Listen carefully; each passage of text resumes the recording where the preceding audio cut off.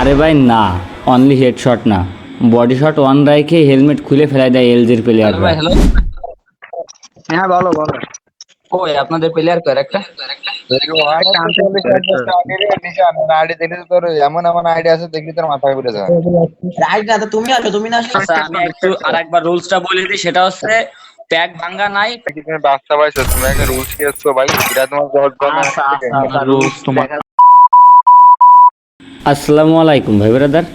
তেমন কিছু না, জাস্ট একটা ছোটোখাটো গিল্ড ভার্সেস গিল্ড। ছোটোখাটো বলতেছি কেন, তাদের যে কথাবার্তার ধরন আর যে ব্যবহার, তাতেই বোঝা যাচ্ছে তারা ছোটোখাটো ছাড়া আর কিছু না। এখন দেখা যাক বাকিটা কাস্টম শেষে আপনারা কমেন্ট বক্সে বললেন যে ছোটোখাটো বলে খুব একটা ভুল করলাম কি না। আর এর পরেও যদি কেউ আমাদের সাথে গিল্ড ভার্সেস গিল্ড খেলতে চান, তাহলে এই ভিডিওর কমেন্ট বক্সে অথবা আমার পেজের ইনবক্সে যোগাযোগ করবেন, সবার সাথেই খেলা হবে। ম্যাচ শুরু হইতে পারলো না, অপোনেন্টের সব প্লেয়ার উধাও।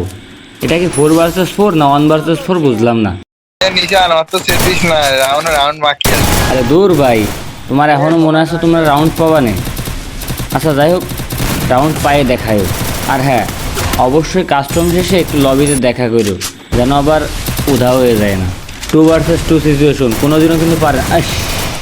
ওকে 1v1 এলজিপি নতুন প্লেয়ার, অবশ্যই ভরসা করা যায়, কারণ সে ট্রাইআউট দিয়ে কিন্তু একজন সফলভাবে সিলেক্ট হওয়া প্লেয়ার। ও তো জোনেই আটকে গেছে। সবাইরে একটু খেলা দেখাবো এলজিপির। যাই হোক, দেখা যাক এবার। ও আরে ভাই, রিল্যাক্স রিল্যাক্স, এইভাবে মারলে আর কেউ গিল্ড ভার্সেস গিল্ড করতে রাজিই হবে না। দেখে গেল, কোনো ব্যাপার না। 3 vs 2, আরে রিল্যাক্স। আরও একটা ডাউন। 1 vs 3, আবারও কিন্তু এলজিপি। দেখা যাক এইবার এলজিপি আসলে তার খেলাটা দেখাইতে পারে কিনা, বা সবার সামনে উপস্থাপন করতে পারে কিনা। 1 vs 2 সিচুয়েশন। এলজিপি ভাই রিল্যাক্সে খেলো, একটু সবাই দেখা যাও যে তুমি ট্রাইআউট দিয়ে সিলেক্ট হওয়া প্লেয়ার।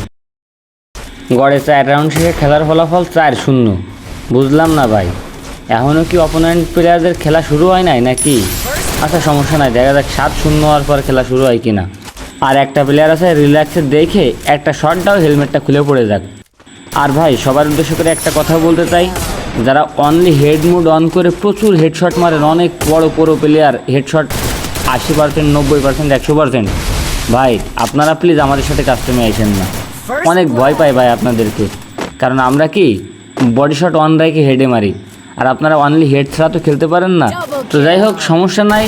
যারা অনলি হেডশট অন করে তারপর কাস্টম খেলে, তাদেরকে আমরা কোনো প্লেয়ার হিসেবেই মনে করি না। তোমরা এত পুরো প্লেয়ার ভাই, এত হেডশট মারো, তাই হেডশট অন করা লাগবে কেন? বডি শট অন থাক, তোমরা হেডে মারো, আমরা বডিতে মারবো বরাবর।